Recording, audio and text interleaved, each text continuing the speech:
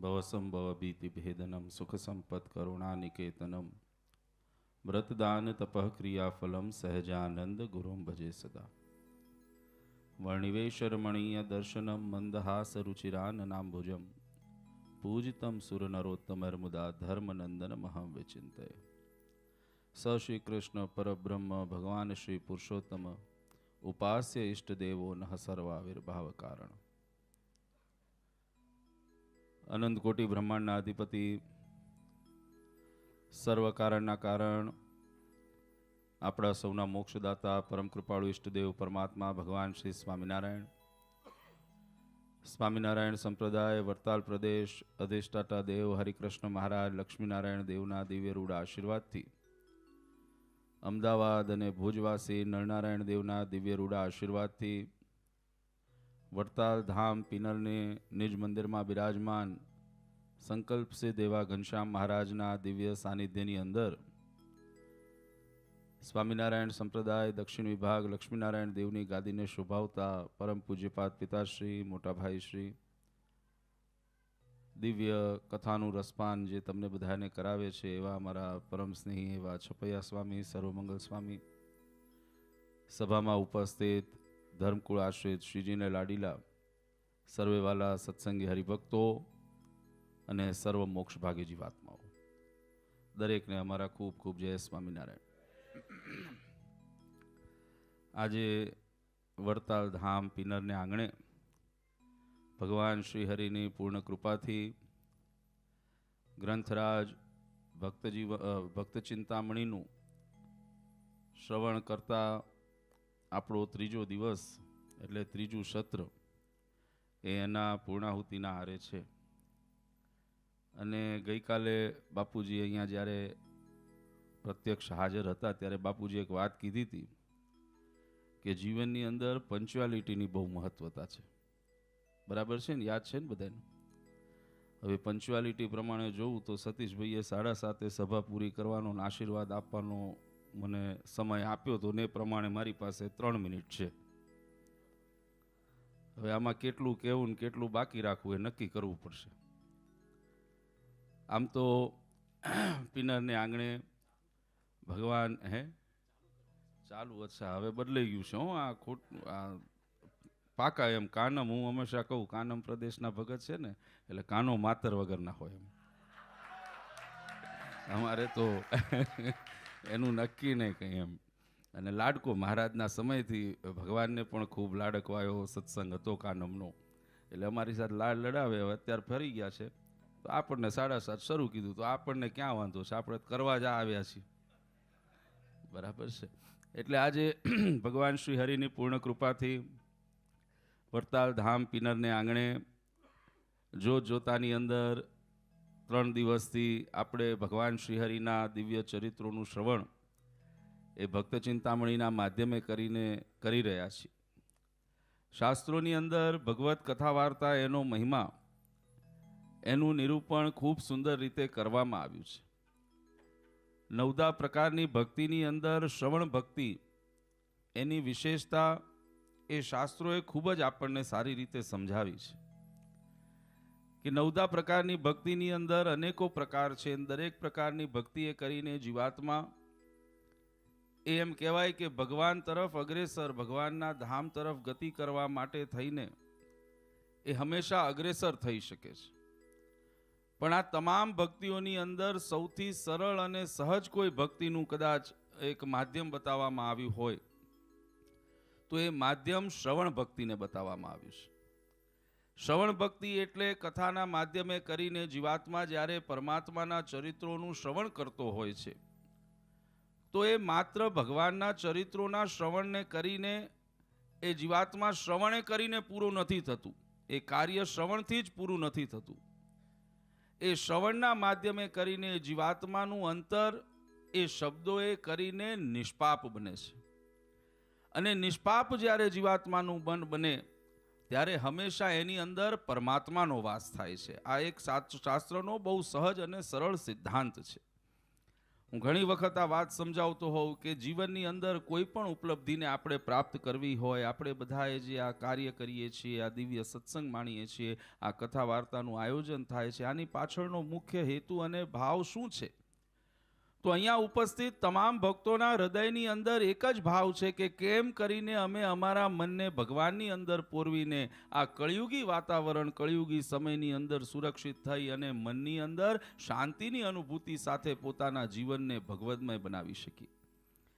તો કોઈ પણ સિદ્ધિને જ્યારે જીવાત્માને સિદ્ધ કરવી હોય તો શાસ્ત્રનો મત એમ બતાવે કે સિદ્ધિ જીવાત્મા ક્યારે કરી શકે કે જ્યારે જીવાત્માના મન, કર્મ અને વચન ત્રણેયની એકાગ્રતા હોય. માનો કે આપણે મોઢેથી શબ્દો કંઈક બોલતા હોઈએ, આપણું કર્મ કંઈક થતું હોય, બરાબર, અને વચન કંઈક હોય, કર્મ કંઈક હોય, અને મન આપણું ક્યાંય ડોલતું હોય. આપણે બેઠા છીએ કથાની અંદર, પણ કથામાં બેઠા બેઠા જ્યારે એમ કહેવાય કે જો સામાન્ય રીતે આપણે કોઈ ભાવ વગર આવ્યા હોઈએ તો બેઠા છીએ કથામાં, પણ મન ક્યાં હોય? તો કે આવતીકાલે સવારે ઓફિસ જઈને કામ કયું બાકી છે. બરાબર છે ને? હે, સાચી વાત. ફરી હું કહીશ કે જો પ્રશ્નોનો જવાબ આપો ને તો મને મજા આવશે. એનું કારણ છે કે હું ઘણી વખત દ્રષ્ટાંત આપું કે ગામની અંદર સરસ મજાની આવી કથાનું આયોજન થયું. હવે કથાનું આયોજન થયું ને એની અંદર સરસ વક્તા હતા, જે વિસ્તારના સારા વક્તા હતા, આવ્યા મંચ ઉપર, એમનો સમય પ્રમાણે આવીને બેઠા, મંગલાચરણ કર્યું, કથાની શરૂઆત કરી અને કથા કરતા કરતા સવારથી લઈને બપોર સુધી કથા કરી. બપોરે વિરામ આપવાનો સમય થયો એટલે વિરામ આપતી વખતે વક્તાએ, બધાએ જે ભક્તો હતા ને બધાને કથા કરીને એટલે વક્તાએ સહજ એક પ્રશ્ન કર્યો. છપ્યા સ્વામી અમારે રોજ પૂછતા હશે, બધાને મેં કથા કરી, બધાને મજા આવીને સમજણ પડીને પૂછે છે એવું? પૂછે છે ને? અને તમે બધા જવાબ શું આપો છો? હા જ પાડો છો? ના પાડતું હશે કોઈ? અમારે અહીંયા આગળ એક વખત મેં પ્રવચન, અહીંયા જ્યારે અમારે રહેવાનું હતું ને ત્યારે એક વખત અહીંયા સભા હતી, અમારી રવિ સભા, છપ્યા સ્વામી, અને રવિ સભામાં આશીર્વચન આપ્યા. ભક્તો બધા રાજી થયા અને દર્શન કરી નીકળ્યા. પછી હેમંતભાઈ મારી પાસે આવ્યા, આપણે હેમંતભાઈ સોની, આવીને મારી પાસે બેઠા ને મને કહે, બાપુજી આજ બહુ સરસ પ્રવચન કર્યું, કોઈને ખબર નહીં પડી હોય પણ પ્રવચન સરસ હતું. મેં કીધું આને વખાણમાં લેવું કે શેમાં લેવું મારે? બરાબર. એટલે વક્તા હતા, જવાબની આ તો મહત્તાની વાત છે. વક્તા હતા એટલે વક્તાએ બધાને પ્રશ્ન કર્યો કે મેં સવારથી અત્યાર સુધી તમને બધાને ભગવાનની કથા વાર્તા, ચરિત્રો, ભગવાનની આ ઉપદેશ કર્યો, તમને બધાને ખબર પડી ખરી? એટલે તમે કીધું ને મોકો મળે તો આપણે ક્યાં પાછું પડવું છે? એટલે બધા હરિભક્તોએ ભેગા થઈને કીધું કે હા મહારાજ, અમને બધી ખબર પડી. વક્તા કંઈ બોલ્યા નહીં, પીઠ ઉપરથી ઊભા થયા, ઊભા થઈને ત્યાંથી સભામાંથી જતા રહ્યા. સાંજનું સત્ર હતું એમાં આવ્યા નહીં, ખીજાઈને જતા રહ્યા હતા. એટલે બધા વિચારમાં પડ્યા કેમ આમ થયું હશે. બીજો દિવસ થયો, વક્તા આવ્યા, મંચ ઉપર બેઠા, મંચ ઉપર બેસી વ્યાસાસન ઉપરથી કથા કરી. બપોરનો સમય થયો.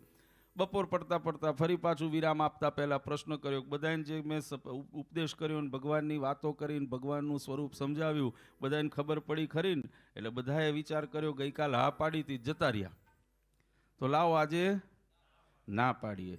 એટલે બધાએ ભેગા થઈને માથું ધૂણાવ્યું, ના કીધું ના મહારાજ, અમને કંઈ ખબર પડી નહીં. ત્રીજો દિવસ થયો, એ દિવસે વક્તા ઉઠી ગયા, કંઈ બોલ્યા નહીં, મંચ ઉપરથી જતા રહ્યા.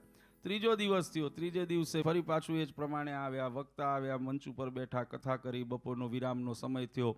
કથા કરતા, વિરામ કરતા પહેલા બધાને એ જ પ્રમાણે પ્રશ્ન કર્યો. બધા શું કહેવાય, કળિયુગ જ્ઞાન, અત્યારના ભક્તો બધા પાછા એવા મજબૂત, એટલે બધાએ નક્કી કરી રાખ્યું કે આજે પ્રશ્ન કરે ને તો આપણે પહેલે દિવસ હા પાડી જતા રહ્યા, બીજે દિવસ ના પાડી જતા રહ્યા, એટલે આજે કોઈ આપણે કંઈ કહેવું નથી. પછી એમાં નક્કી થયું કે ભાઈ એવું કરશું તો ખબર નહીં પડે, એટલે કે અડધાએ હા પાડીને અડધાએ ના પાડવી. એટલે બધાએ નક્કી કરી રાખ્યું હતું.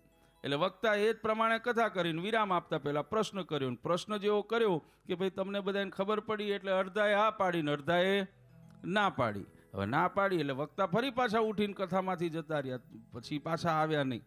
ચોથો દિવસ થયો, ચોથે દિવસે આવે એટલે બધાએ નક્કી કરી રાખ્યું હતું કે આજે ભલે ગમે તે પૂછે, આપણે જવાબ આપવાનો થતો નથી. પણ એવું જ્યારે થાય ને ત્યારે બે દોઢા હોય વધારે વિશેષ જ્ઞાની, બરાબર ને, એ ઊભા થયા. વક્તાએ પ્રશ્ન કર્યો જ્યારે વિરામ આપતા પહેલા, એટલે એને જવાબ તો ન આપ્યો ને બે જણ ઊભા થયા કે તમે હવે અમારે કરવું શું? પહેલે દિવસે અમે હા પાડી તમે જતા રહ્યા, બીજે દિવસે ના પાડી જતા રહ્યા, ત્રીજે દિવસે અડધાએ હા પાડીને અડધાએ ના પાડી તોય જતા રહ્યા, તમારે સમજવું શું? ત્યારે વક્તાએ બહુ સરસ ઉત્તર આપ્યો. પહેલે દિવસે કે જતા રહ્યા એનું કારણ કે ભગવાનની મેં તમને કથા વાર્તા 3 કલાક જેવી કરી, હવે જે ભગવાનના સ્વરૂપને સમજવાની અંદર, ભગવાનના સ્વરૂપને ઓળખતા ઋષિમુનિઓ તપ કરીને રાફડા થઈ જતા, એ ભગવાનનું સ્વરૂપ તમને સહજે સહજે 3 કલાકમાં ખબર પડી ગઈ, તો આટલા બધા જ્ઞાની લોકો હોય એની સામે મારે કથા કરીને કરવું શું? સમજો તો કામનું હો. એટલે કે બરાબર. તો કે બીજે દિવસે કેમ જતા રહ્યા? બીજે દિવસે ના પાડી. તો કે ભગવાનના ચરિત્રો, એ ભગવાનની કથા વાર્તા અને ભગવાનના ચરિત્રો સવારથી બપોર સુધી તમને બધાને આટલા બધા મેં ભગવાનના ગુણાનુવાદ કરીને સંભળાવ્યા, અને એમાંથી જો તમને કંઈ ખબર ન પડી હોય તો તમારા જેવા પથરા ઉપર માથું પછાડવાથી ફાયદો શું? તો કે બરાબર. ત્રીજે દિવસે થયું કેમ જતા રહ્યા? તો કે ત્રીજે દિવસે એટલે જતો રહ્યો કે જ્યારે મેં પ્રશ્ન કર્યો, અડધાએ હા પાડીને અડધાએ ના પાડી, તો તમારા ગામમાં અડધા લોકો એટલા બધા જ્ઞાની છે, તમે જ્ઞાન જેને નથી એની પાસે જ લઈ લો ને, મારું અહીંયા કામ શું? સમજી ગયા ને? આ જવાબની મહત્તા છે. એટલે શાસ્ત્રોની અંદર આપણને આ કથા વાર્તાનું જ્યારે કોઈ સિદ્ધિને સિદ્ધ કરવી હોય તો એની માટે મન, કર્મ અને વચનની એકાગ્રતાની જરૂર પડે છે. કે એક સાધન લઈને એક સિદ્ધિને સિદ્ધ કરવા માટે આપણે મન, કર્મ, વચને કરીને જ્યારે કાર્ય કરીએ છીએ, મન પણ એની અંદર પોરવીએ, કર્મ પણ આપણે એની માટેનું કરીએ અને વચન પણ આપણે એના નીકળે, ત્યારે કાર્ય સહજે સહજે સિદ્ધ થાય છે. અને એટલા જ માટે આ કથા વાર્તાનું સુંદર આયોજન થાય કે જે માધ્યમે કરીને ભગવાનના અહીંયા ચરિત્રોનું જ્યારે ગુણાનુવાદ થતું હોય, એ ભગવાનના ગુણાનુવાદનું શ્રવણ કરતી વખતે અહીંયા બેસો ને એટલે મન, કર્મ અને વચનની એકાગ્રતા થાય છે. કારણ કે જ્યારે ભગવાનના, મેં પરમ દિવસે શરૂઆતમાં જ કીધું, આ એક એવું માધ્યમ છે કે જેના માધ્યમે કરીને શાસ્ત્ર એમ બતાવે પરમાત્મા પોતાના જીવનનું પુનરાવૃત્તિ કરતા હોય છે. મહારાજ ફરી વખત પોતાનું જીવન જીવતા હોય છે. જો એની અંદર દિવ્ય ભાવ રાખીને આપણે જો એના દર્શન કરીએ, એનું શ્રવણ કરીએ ને, તો ગઈકાલે મેં કીધું એમ છપૈયા પણ અહીંયા હતું, અને આજે જે ચરિત્રો સાંભળ્યા ને, આ મહારાજ અહીંયા તાદ્રશ્ય તમને દેખાય, એ તમારા ભાવની અંદર તાકાત છે. એ ભાવને કેળવવા માટે થઈને, એ ભાવને સમજવા માટે થઈને આ સુંદર માધ્યમનું આયોજન કરવામાં આવે છે કે જ્યાં આગળ આવીને તમે બેસો એટલે મન એ આપોઆપ કથાની અંદર અને ભગવાનની અંદર જોડાઈ જાય. કર્મ, અહીંયા બેસો એટલે શું કર્મ થાય? ભગવાનનું નામ સ્મરણ કરો, તાલિકા વગાડો, માળા કરો, આદિ કર્મ જે છે એ પણ ભગવાનમય થાય છે. અને મુખેથી વાત શું નીકળે? તો અહીંયા હંમેશા જ્યારે બેસીને કથા વાર્તાનું શ્રવણ કરો, મુખેથી વાત પણ ભગવાનનું નામ સ્મરણ નીકળે. મન, કર્મ અને વચનની એકાગ્રતા થાય, અને એ એકાગ્રતાના માધ્યમે કરીને વચનામૃતની અંદર જ્યારે ભગવાનને પ્રશ્ન કરવામાં આવ્યો કે મોક્ષની પ્રાપ્તિના સંસારની અંદર અનેકો માધ્યમ છે, એ અનેકો માધ્યમની અંદર એવું સૌથી સરળ અને સહજ કયું માધ્યમ છે કે જેના માધ્યમે કરીને જીવાત્મા એ સહજે સહજે પરમાત્માના ધામ સુધી પહોંચી શકે? ત્યારે વચનામૃતની અંદર મહારાજ એમ બતાવે છે કે આ જગતમાં આવ્યા પછી જીવાત્માને જો શરણાગતિપણું સ્વીકારતા આવડી જાય ને, ભગવાનના શરણે થતું આવડી જાય, તો શરણાગતિપણાથી વિશેષ મોક્ષનું કોઈ બીજું માધ્યમ નથી. એ મોક્ષની પ્રાપ્તિ, શરણાગતિપણું કેવી રીતે પ્રાપ્ત થાય? તો મહારાજ કહે છે કે આવા કથા વાર્તા ચરિત્રોના માધ્યમે કરીને જીવાત્માને એ પરમાત્માનો આશરો દ્રઢ થાય છે. એ ભગવાનની અંદર એ ભગવત તત્વને ઓળખી શકે છે. એ ભગવત તત્વની ઓળખાણના માધ્યમે કરીને એ જીવાત્મા ભગવાનના શરણે થઈ શકે છે. અને એ શરણાગતિપણાની તાકાત કેવી છે? તો આ કળિયુગના સમયની અંદર ગઈકાલે બાપુજીએ પણ કીધું, સંતો પણ અહીંયા ગઈકાલે છપ્યા સ્વામીએ પણ ટકોર કરીને, આપણો સત્સંગ રવિનો સત્સંગ છે, બરાબર ને? રવિવારનો છે, બરાબર છે ને? ખોટી વાત એમને કીધું હતું ને, આવું મેં નથી કીધું, ભલે મેં જોયું છે પણ હું કહેતો નથી, બરાબર? આપણો સત્સંગ એવો છે. તો એવા સમયની અંદર એક ક્ષણ આપણને મળી જાય, એ ઘડી આપણને મળી જાય કે જે ઘડીનો જો જીવાત્મા તકનો લાભ લઈ લે અને ભગવાનનું શરણું પકડી લે ને, તો ભગવાને આ કળિયુગના સમયની અંદર અવતાર જ એટલે ધારણ કર્યો છે.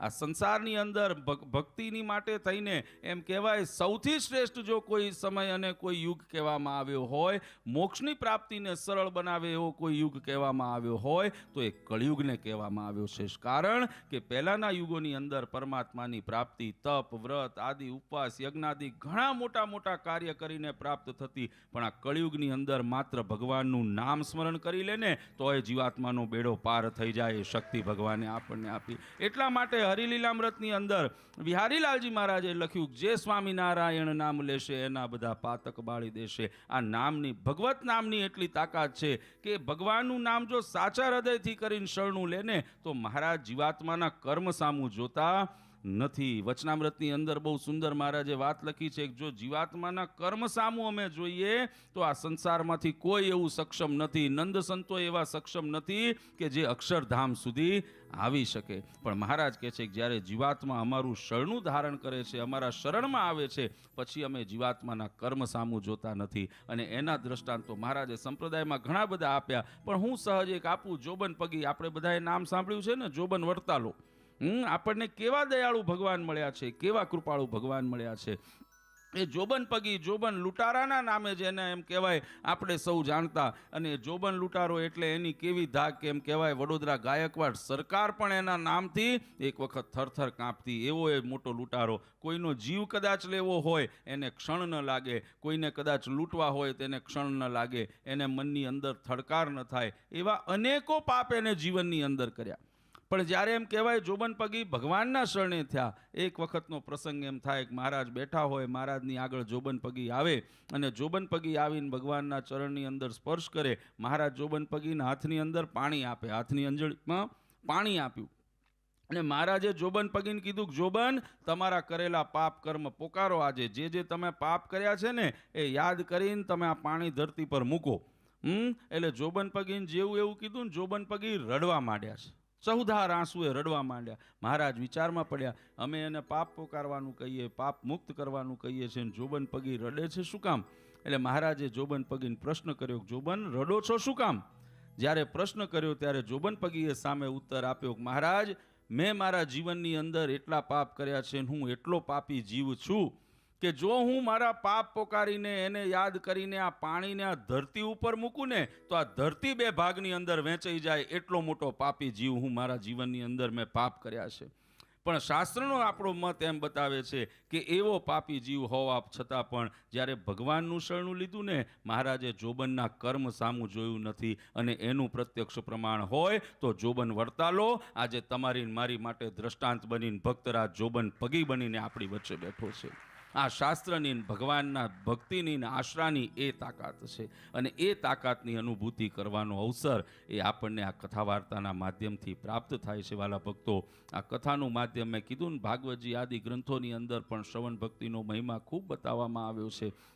એટલે આ કથાનું શ્રવણ કરીને આને જો જીવનમાં ઉતારવામાં આવે તો આ જીવનની વ્યથાને આપણી દૂર કરી દે છે. એ તાકાત આ કથાની અંદર છે. હું હંમેશા કહું, જીવનની કોઈ પણ મૂંઝવણ હોય, કોઈ પણ પ્રશ્ન હોય, કોઈ પણ પ્રકારની આપણા જીવનની અંદર વિટમણા હોય, એનું સમાધાન ના મળે ને ત્યારે શાસ્ત્રને હાથમાં લેજો. આ શાસ્ત્ર તમારા તમામ પ્રકારના, પછી એ વ્યવહારિક હોય, સામાજિક હોય, ધાર્મિક હોય, કોઈ પણ પ્રકારનો પ્રશ્ન હશે એનું સમાધાન એ આ શાસ્ત્રો તમને કરીને આપશે. કારણ કે ભગવાને જે દાખલો કર્યો છે ને તમારા મારા કલ્યાણ માટે કર્યો છે. બરાબર છે? આ મહારાજે જે ચરિત્રો કર્યા, મેં ગઈકાલે જ કીધું ને, ભગવાનને જો માત્ર કલ્યાણ જ કરવું હોત ને તમારું ને મારું, બરાબર, તો ભગવાન અક્ષરધામમાં બેઠા બેઠા કરી શકત. પલકના ઝબકારે તમને મને કલ્યાણ આપણું કરી નાખત. બરાબર. પણ મહારાજ આ લોકમાં આવ્યા. શું કામ આવ્યા? તો મહારાજે ત્યાં પહેલું સ્પષ્ટ કર્યું, હું મારા ભક્તો માટે આવ્યો છું. અને હું હંમેશા કહું છું કે આ સંસારની અંદર પરમાત્માના પ્રાદુર્ભાવનું કોઈ કારણ બની શકે ને તો બે પ્રકાર, બે વસ્તુઓ બની શકે. એક કે આ જગતમાં કરનાર, પાપ કરનાર જે પાપીઓ હોય ને, બરાબર છે ને, સાચું ખોટું? યદા યદા હિ ધર્મસ્ય, આપણે સિદ્ધાંત પરમ ગઈકાલે જ સમજ્યા કે જ્યારે જ્યારે અધર્મ કરનાર વધી જાય ત્યારે ત્યારે આ સંસારની અંદર ભગવાન કહે છે કે અમે અવતાર ધારણ કરીએ છીએ. બીજું, એક ભક્તની અંદર એ તાકાત છે જે ભગવાનને બાંધી અને તાણીને આ લોકની અંદર લઈ આવે, એની ભક્તિના દોરાએ કરીને આ લોકની અંદર લઈ આવે, એ તાકાત ભક્તની અંદર છે. અને એટલા જ માટે મહારાજે કીધું કે અમે આ લોકમાં આવ્યા શું કામ? અમારા મુમુક્ષુ જીવાત્માઓના મનોરથને પૂરા કરવા માટે અમે આ લોકમાં આવ્યા છીએ. મહારાજ કહે છે કલ્યાણ તો અમે ત્યાં બેઠા કરત, પણ તમારા જે કોડ અને ભાવ છે, તમારા જીવને એન કેન પ્રકારે એન કરીને ભગવાન સુધી એની અંદર, ભગવાનની અંદર વૃત્તિ જોડાય, એ દાખલાને પૂરો કરવા માટે મહારાજ કહે છે કે અમે આ લોકની અંદર આવ્યા. અને એટલા જ માટે આજે આ કળિયુગના સમયમાં છપિયા સ્વામીએ કીધું ને એમ કે સ્વામિનારાયણ પાકા બહુ એમ કીધું છે ને, સુખિયા બહુ. આ શું કામ છે? તો કારણ કે તમારા મારા ભાગનો બધો કષ્ટ એ ભગવાન પોતે ભોગવીને ગયા છે. બરાબર ને? આ વિચરણની કથા અહીંયા સાંભળશો જ્યારે, એમાં આવશે કે મહારાજે જો ધાર્યું હોત તો મેં કીધું એમ અક્ષરધામમાં બેઠા બેઠા કલ્યાણ કરી શકે, એમને છપિયાથી ગુજરાત આવતા વાર લાગે? પણ મહારાજે વન વિચરણ કર્યું, મહારાજે તપ કર્યું, મહારાજે કષ્ટ સહન કર્યો. કોની માટે? કે આ કળિયુગના સમયમાં તમે હું ઉજળું મોઢું લઈ આવા મંદિરની અંદર બેસી અને ભગવાનના ચરિત્રોનું શ્રવણ કરી શકીએ ને, એટલા માટે મહારાજે તપ કર્યું. એ ભગવાને પોતાનું પ્રારબ્ધ આપણને આપ્યું છે. ભગવાને પોતાનું એમ કહેવાય જીવનની અંદર એ તપ સહન કરીને સુખ આપણી માટે મૂક્યું છે. એટલે આજે આ સમયની અંદર પણ આપણે ભગવદમય બની અને જીવનને જીવી રહ્યા છીએ. આ ભગવાનના ઋણમાંથી આપણે ક્યારેય મુક્ત થઈ શકીએ એમ નથી. આ જીવનનો એ ઉદ્દેશ્ય રાખજો કે જીવનને જો સાર્થક કરવું હોય, આ જીવનને મનુષ્ય તનને જો સાર્થક કરવું હોય તો હંમેશા ભગવાનનો આશરો દ્રઢ રાખજો. સમય અને પરિસ્થિતિ પ્રમાણે જો પરિવર્તન આવી જાય ને, મનની અંદર જો ભાવ બદલાઈ જાય તો સમજી લેવું ભગવાનમાં વાંધો નથી. વાંધો કોણામાં છે? વાંધો આપણામાં છે. બરાબર ને? કારણ કે ભગવાન સૂર્ય, મેં કીધું એમ, સૂર્ય પૂર્વમાંથી ઉગીને પશ્ચિમમાં જાય, બરાબર? એ સિદ્ધાંતમાં ફેર પડે? તમે દિશા બદલી શકો, તમે ઊંધા છતાં થાવ તોય સૂર્ય તો પૂર્વમાંથી ઉગીને પશ્ચિમમાં જ આથમે, એમાં ફેર પડતો નથી. એમ જે આ દૈવદીપ્યમાન ભગવાનનું સ્વરૂપ છે, ભગવાનની કથા વાર્તા છે, ભગવાને જે રચાવેલા રચેલા શાસ્ત્રો છે, એને વળગીને રહેશો તો જ આ કળિયુગની અંદર સુરક્ષિત રહેશો. બાકી આપણો કોઈ બીજો આરો રહેવાનો નથી. અને એ દ્રઢતા જીવનમાં થાય એટલા માટે વર્ષો વર્ષ આવી સુંદર કથા વાર્તાનું આયોજન કરવામાં આવે છે કે જે માધ્યમે કરીને આવા પાશ્ચાત્ય સંસ્કૃતિ, પાશ્ચાત્ય જગતની અંદર રહેવાથી આપણી ઉપર કદાચ કંઈ ધૂળ ચડી હોય, આપણી ઉપર કદાચ કંઈ રચકણ એવા ચડી ગયા હોય, સમજણના રૂપમાં હોય, કર્મના રૂપમાં હોય, વિચારના રૂપમાં હોય કે કોઈ પણ પ્રકારે હોય, એ રચકણને આપણે દૂર કરી અને સત્સંગના માર્ગ ઉપર અગ્રેસર થઈ શકીએ. આપણી દ્રઢતા અને નિશ્ચયની અંદર ફેર ન પડી જાય એની માટે આ સુંદર આયોજનો એ અહીંયા વારંવાર કરવામાં આવે છે. અને આજનો દિવસ એ આપણા બધાની માટે ખૂબ આનંદનો છે કે વડતાલ ધામ પિનરની અંદર આજે 3 દિવસથી આ કથાનું શ્રવણ કર્યું છે. અને હું હંમેશા કહું છું, કથાનું શ્રવણ સાર્થક ક્યારે? ફરી વખત સમજજો.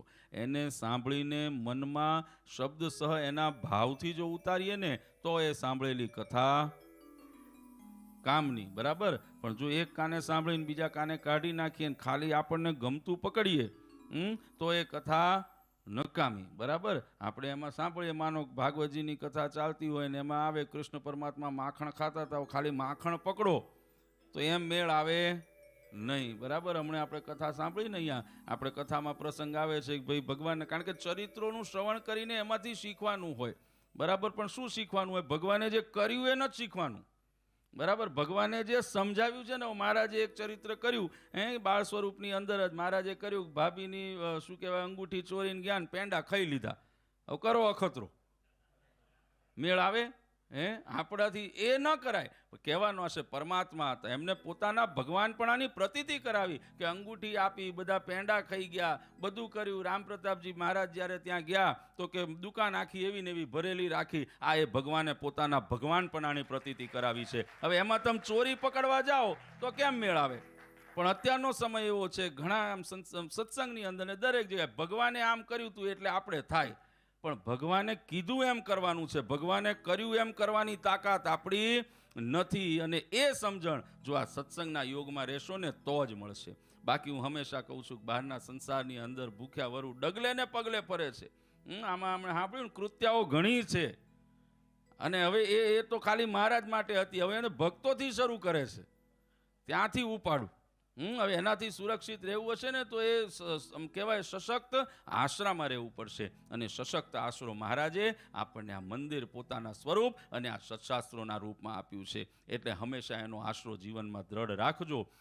અને મેં કીધું એમ કે આ કથાને ભગવાને સમજાવ્યો એ રૂપે પોતાના જીવનમાં સમજજો. જો એની અંદર પોતાના ભાવને ઉમેરીને મેં કીધું એમ ગમતું ખાલી લેવા જશું ને તો એ કથા સાર્થક થતી નથી. એક રમૂજનું નાનકડું દ્રષ્ટાંત આપું, હજી આપણે કારણ કે આગળ ઘણું, હજી તો 3-4 દિવસ આપણી પાસે હજી છે, બરાબર. અને એની અંદર વિશેષ આપણે સૌ જાણીએ છીએ મહારાષ્ટ્રીના પણ આશીર્વાદ અને દર્શનનો લાભ બધાને પ્રાપ્ત થવાનો છે. એટલે હું ફરી કહું છું પાછું, હવે આ અમારે કેવું છે કે આ મેજિક જેવું છે, ક્યારે આવે નક્કી નહીં. એટલે હજી કહું છું, પહેલે દિવસે કીધું તું ને આજે કહું છું, કોઈ રાહમાં ન રહેતા કે ભાઈ બાપુજી કાલ આવવાના છે, નક્કી નહીં, કાલ નહીં પરમ દિવસે આવે. બાપુજી છે, ભગવાન છે ને સ્વતંત્ર છે, બરાબર ને. મહારાજનું સ્વરૂપ સ્વતંત્ર છે. મહારાજને થાય આજે મારો અવતાર લેવો છે તો આજે લઈ લે. હવે એને તમે એમ કેમ કહી શકો કળિયુગમાં અવતાર લીધો એટલે ભગવાન નહીં? એવું થાય? એવું શક્ય બનતું નથી. મહારાજ સ્વતંત્ર છે, જ્યારે એમની ઈચ્છા થાય ત્યારે ભગવાન અવતાર ધારણ કરે. એમ મહારાજશ્રીને જ્યારે મન થાય ત્યારે. એટલે આપણે નક્કી નથી કર્યું ક્યારે આવવાના છે અને અમને ખબર નથી, એ કહી દઉં. એટલે ગમે ત્યારે ઈચ્છા થાય. એટલે ભક્તો જે લઈ શકો ને વિશેષ રોજ કથાનો, હું હંમેશા કહું લાભ કથાનો લેજો. ફળશ્રુતિ ભગવાન તમને ક્યારે આપશે ને તમે વિચાર્યું હોય ને એવી ફળશ્રુતિ તમને મળશે. એટલે નાનકડી રમૂજની વાત કરું છું કે કથાનું, કારણ કે કથાનું શ્રવણ કર્યું છે બધાએ અને એના માધ્યમને કેવી રીતે સમજવું એ આપણને બહુ જીવનમાં જરૂરી છે. જો એની અંદર આપણે મેં કીધું એમ ગમતા પ્રમાણે વર્તવા જઈએ ને તો એ કથા જીવનમાં ક્યારેય આપણને સાર્થક થતી નથી. એ ગામની અંદર એક વખત સરસ કથાનું આયોજન થયું. ફરી કહું છું, રમૂજના દ્રષ્ટાંત લૌકિક એટલા માટે આપું છું કે સમજવામાં સરળ પડે, બરાબર. બાકી સત્સંગી જીવનને વચનામૃતને હું કહી શકું છું, પણ એ જો કહીશ ને તો આમાં ઘણાને ખબર જ નહીં પડે. ને પછી મારે મેં કીધું ને એમ પછી હેમંતભાઈ જેમ આવી કે બાપુજી પ્રવચન બહુ સરસ કર્યું પણ ખબર ન પડી શું કીધું, એવું નકામું, બરાબર. એના કરતાં આપણે એવું જ બાણ ચલાવીએ જે હોહરું ઉતરી જાય, બરાબર છે. એટલે એક ગામમાં એક સરસ કથાનું આયોજન થયું. હવે કથાનું આયોજન થયું, કથાની અંદર વક્તા આવ્યા અને ખૂબ સરસ 7 દિવસની કથા ત્યાં કરી. હવે એની અંદર 2 મિત્રો હતા, રોજ કથામાં જાય ને કથામાં જઈને બેસે અને ત્યાં જઈને બેસે ને કથા સાંભળે. હવે એની અંદર છેલ્લે દિવસે, એટલે એ છેલ્લે દિવસે રોજ કથાના મંડપની બાજુમાંથી જાય પણ કથામાં ન જાય, સોરી, કથામાં જાય નહીં. હવે છેલ્લે દિવસ કથાનો છેલ્લો દિવસ ચાલતો હતો અને એ દિવસે એ જ પ્રમાણે પોતાના કામથી એ કથાના માંડવાની બાજુમાંથી પસાર થતા હતા અને એ જ વખતે કામમાં થોડું મોડું હતું. થયું લાઈન કથા ચાલે છે, ત્યાં જવામાં હજી વાર છે, 2 મિનિટ જઈને કથામાં બેસીએ. એટલે બંને મિત્રો જઈને કથામાં બેઠા. હવે કથામાં જઈને બેઠા અને કથાની અંદર બેસી અને કથાનું રસપાન શરૂ કર્યું. એટલે એ જ વખતે જે વક્તા હતા એ બધાને કથા પૂરી કરીને ઉપદેશ કરી રહ્યા હતા કે આ કથાનું માધ્યમ એવું છે કે આને જીવનમાં ઉતારશો તો બધાનો બેડો પાર થઈ જશે. એક સમય એવો આવશે કળિયુગની અંદર કે જ્યારે આ સંસારની અંદર એમ કહેવાય પ્રલય આવશે ને પ્રલય આવશે ને ત્યારે 5% લોકો, 5% જ બાકી રહેશે. શબ્દની મારામારી છે. શું કીધું? 5% જ બાકી રહેશે. આટલું સાંભળ્યું ત્યાં એમનું કામ આવી ગયું, ફોન આવી ગયો એટલે તરત ઉઠીને કામ માટે જતા રહ્યા. હવે આ વાત એમને ગળામાં ઉતરી ગઈ. હવે પ્રશ્ન એમ થયો કે 2 મિત્રો કામ પતાવીને ગયા, બીજો દિવસ થયો. પહેલો જે મિત્ર હતો, બીજો મિત્ર, એ બંને રોજ મળતા પણ પહેલા ને બીજે દિવસે મળ્યો નહીં. બીજો દિવસ થયો તોય પેલો મિત્ર મળ્યો નહીં. ત્રીજો દિવસ, એટલે 2 મિત્રો એકબીજાને ભેગા ન થયા. ચોથે દિવસે પહેલા મિત્રને ચિંતા થઈ કે ઓલા કથાના દિવસ પછી આ મને ભેગો નથી થયો, એનું કારણ શું? એટલે એને ચિંતા થઈ એટલે એના ઘરે જોવા ગયો. ઘરે જઈને જોયું એટલે ઘરે જઈને બેલ માર્યો એટલે મિત્રએ દરવાજો ખોલ્યો. દરવાજો જેવો ખોલ્યો એટલે સામે મિત્ર ઊભો તો એને માથે મુંડન કરાવ્યું હતું. એટલે આના મનમાં પ્રશ્ન થયો કે ભાઈ આવું કેમ હશે, શું હશે? એને કીધું આવ અંદર. એટલે અંદર ગયા. ત્યાર સુધી બીજું કંઈ વિચાર કર્યો નહીં. કદાચ થયું હોય, જૂ પડ્યું હોય, કંઈક હશે, કંઈક તકલીફ, એટલે કરાવ્યું. અંદર ગયા, જઈને બેઠા એટલે પેલા બીજા મિત્રએ, ઘરધણીએ એના ઘરવાળાને અંદર બૂમ પાડી, ભાઈ મારો મિત્ર આવ્યો છે, પાણી વાણી લાવો. એટલે એના જે ઘરવાળા હતા એ અંદરથી સરસ મજાનું ટ્રેની અંદર પાણી લઈ અને એમ કહેવાય કે ત્યાં એના મિત્ર પાસે આવ્યા. આવીને ટ્રે મૂકતા હતા. ઓલા મિત્રએ ઉપર જોયું તો એમના ઘરવાળી એટલે ભાભીના માથામાં ટકો, એને માથે વાળ ઉતાર્યા. એટલે મનમાં વિચાર કર્યો કદાચ ક્યાંક દર્શન કરવા ગયા હશે એટલે કદાચ એમને વાળ ઉતાર્યા હશે. હજી તો આટલી વાત થઈ અને થોડોક સમય થયો ત્યાં એમનો નાનો દીકરો રૂમમાંથી રમતો બહાર આવ્યો ને જોયું તો કે એના માથે ટકો. એટલે મનમાં બીજી શંકા થઈ કે આ બધાને કંઈ તકલીફ બપલીફ કંઈ બીજું નહીં થયું હોય ને. હજી તો વિચાર કરીને પૂરું કરે ત્યાં બહારથી એનો એટલે અંદર શું કહેવાય બીજો મોટો છોકરો હતો એ બહાર આવ્યો. એ આવ્યો તેનાય માથે ટકો. આના મનમાં હજી વિચાર થયો કે ભાઈ આ શું, આ બધાએ ટકા કર્યા, કંઈ રોગ બોગ લાગુ નહીં પડ્યો હોય ને બધાને, હજી તો આ વિચાર કરીને એ હજી કંઈક સમજે કરે ત્યાં સુધી 5મો, એટલે એમનો મોટો છોકરો હતો એ બહારથી કંઈક કામ પતાવીને ઘરમાં આવ્યો, જોયું એનાય માથે ટકો હતો. હવે ટકો જોયો એટલે એ ચિંતામાં પડ્યો, એટલે એને હજી વિચાર થયો કે આ બધાએ ટકા કરાવ્યા છે, આમના ઘરમાં કંઈ મરણ થયું હશે, શું થયું હશે કે બધાએ આવું કર્યું છે. આ વિચાર કરીને પોતાના મિત્રને એને બહુ ભારે અવાજની અંદર દુઃખની આમ લાગણી કહેવાય ને, એ રીતે ઇમોશનની સાથે એને પોતાના મિત્રને પ્રશ્ન કર્યો, ભાઈ તારા ઘરમાં કંઈ અઘટિત ઘટના ઘટી છે કે કંઈ તમે દર્શને ગયા હતા, શું એવું થયું બધા એક સાથે વાળ ઉતારવા પડ્યા? એટલે એના મિત્રએ હસતા હસતા કીધું, કરે ભલા માણા એવું કંઈ થયું નથી, તને ઓલી કથા યાદ છે? એટલે પેલાએ કીધું કઈ? એટલે કે આપણે હમણાં 2-4 દિવસ પહેલા સાંભળી હતી, 10-5 મિનિટ માટે ગયા હતા. એટલે કે હા. એટલે કે બરાબર, એ કથામાં મહારાજે શું કીધું તું? એટલે ઓલા મિત્રએ કીધું, મહારાજે કીધું કે એક દિવસ પ્રલય આવશે ને 5% બાકી રહેશે. એટલે કે બસ એ 5% જે કીધા હતા ને એ 5 અમે સમજી ગયા ને. આ કથાનો તમે અર્થ કેવો કરો છો એની ઉપર છે, એને સમજો છો કેવી રીતે. ભાવ એનો કહેવાનો હતો 5% લોકો જ રહેશે, જે ભક્તિના માર્ગ ઉપર હશે, જે ભગવાનના આશ્રય હશે. આને સમજણ એમ કરીને વાળ ઉતારી નાખ્યા અને ટકા પોતે નક્કી કરી લીધા. જો આશ્રય હશો તો મહારાજની ટકાવારીમાં આવશો, અને જો ભગવાનને આશ્રય નહીં હો ને તો આવા ટકા થઈને રહી જશો, એમાં કોઈ શંકાને સ્થાન નથી. એટલે આ કથાના માધ્યમથી આ ઘનશ્યામ મહારાજનો આશરો દ્રઢ રાખજો. હું ખાતરી આપું છું વાલા ભક્તો, આ પિનરધામની અંદર તમે જે સંકલ્પ કરશો ને, મારો બાપ એ સંકલ્પ પરિપૂર્ણ કરશે, અને એમાં કોઈ શંકાને સ્થાન નથી. તમારા જીવનની અંદર સુખ લાવશે. બધાએ ભક્તોની જે મનોકામના સારી હશે ભગવાને તમામ પૂરી કરશે, એમાં કોઈ શંકાને સ્થાન નથી. એટલા માટે થઈને દર વર્ષે આપણે આયોજન કરીએ છીએ અને એની અંદર સુંદર આ કથા વાર્તાનો લાભ લઈએ છીએ. એટલે ખૂબ સારી રીતે તમે બધાએ 3 દિવસ આ કથાનો લાભ લીધો છે. આગામી 4 દિવસ ફરી મેં કીધું એમ રાહ ન જોશો કે કથામાં બધું લાઈને હોય ને બધું, કારણ કે મહત્તા કથાની છે, બરાબર ને. હું હંમેશા કહું છું મહત્વ કથાનું છે, કરનારાનું નથી, બરાબર ને. કથાનું મહત્વ છે, ભગવાનનું મહત્વ છે. એટલે નિત્ય ભગવાનના દર્શને આપજો. અને મેં કીધું એમ ભગવાનના દર્શને આવશો ને એટલે ભગવાન ચોક્કસ એનું સત્ફળ આપશે, એમાં કોઈ શંકાને સ્થાન નથી. એટલે આજના દિવસે વિશેષ સમય નહીં લેતા, પરમ કૃપાળુ ઈષ્ટદેવ પરમાત્મા ભગવાન શ્રી સ્વામિનારાયણ, વડતાલવાસી હરિકૃષ્ણ મહારાજ લક્ષ્મીનારાયણ દેવ, નિજ મંદિરમાં બિરાજમાન ઘનશ્યામ મહારાજના દિવ્ય ચરણોમાં પ્રાર્થના કરું. અમારા પિનર સત્સંગ સમાજને, લંડનના સત્સંગ સમાજને ભગવાન ખૂબ સુખીઓ કરજો. દરેકના જીવનની અંદર આવતી તમામ આદિ વ્યાધિ ઉપાધિ ત્રિવિધ તાપમાંથી બધાને મુક્તિ પ્રદાન કરજો. દરેકનો ભક્તિનો માર્ગ એ હંમેશા મહારાજ આવો ને આવો નિષ્કંટક રહે. આવા ને આવા હર્ષોલ્લાસ અને ઉમંગની સાથે હંમેશા આવી જ ભક્તિ કરતા દરેક ભક્તો આપના ધામ તરફ અને આપના સાનિધ્ય તરફ એ અગ્રેસર થઈ શકે એવી ભગવાનના ચરણોમાં પ્રાર્થના કરું છું. અને વિશેષ કરીને પ્રાર્થના કરું છું કે જેમ આજે આપના સાનિધ્યની અંદર વડતાલ ધામ પિનરમાં અમે ભેગા બેઠા છીએ ને, અક્ષરધામમાં આ નાતો તૂટે નહીં ને એવી અમારી ઉપર કૃપા કરજો, એવી ભગવાનના ચરણોમાં પ્રાર્થના કરું છું. અમારા સમગ્ર ધર્મકુળ પરિવાર, પરમ પૂજ્યપાદ સનાતન ધર્મ ધુરંધર 1008 આચાર્ય શ્રી અજેન્દ્ર પ્રસાદજી મહારાજ, પરમ પૂજ્ય અસૌ ગાદીવાળા માતુશ્રી, પરમ પૂજ્યપાદ મોટાભાઈ શ્રી નુગેન્દ્ર પ્રસાદજી મહારાજ, અમારા બંને બાળલાલજી યજ્ઞેન્દ્ર પ્રસાદજી, દિગ્વિજેન્દ્ર પ્રસાદજી મહારાજ વતી અહીંયા ઉપસ્થિત તમામ ભક્તોને આ દિવ્ય ભક્ત ચિંતામણી કથાના તૃતીય દિવસના સત્રના ખૂબ ખૂબ અભિનંદન અને વધામણા આપું છું. સર્વનું જીવન મંગળમય થાય, સર્વ જીવનમાં ખૂબ સુખ્યા થાવ એવા અંતરના શુભાશીર્વાદ આપી મારી વાણીને વિરામ આપું છું. સહેજાન સ્વામી મહારાજની